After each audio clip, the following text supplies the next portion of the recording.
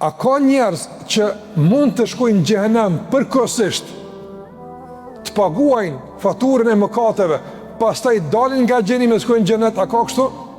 Ka mundësi me të parën sarin me e dal. Allah na rujt. Po ai shkon, domthon, sikurse e kanë përmend dietarët, se nuk arrin të pastrohet në stacionet e pastrimeve.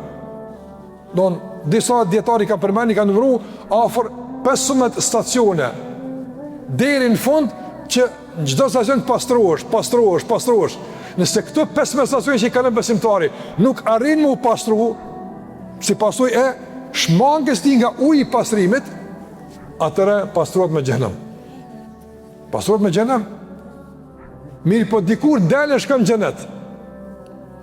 E kundërta ka mundësi me ndodh, haj po që mas pari knaqo, ama ki me vujt dënimin, herë të kurda.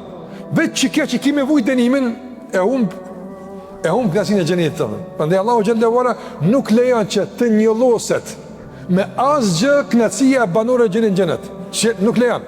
Madje edhe qoftë me një kërcënim eventual që mund ta kenë që nesër ki me shku me e la dënimin. Ti knaqën xhenet, në rregull, rri pak, ama dikur ki me dal. Se është dënimi pa vuajtur apo. Jo, s'ka kështu. Nuk ka kështu.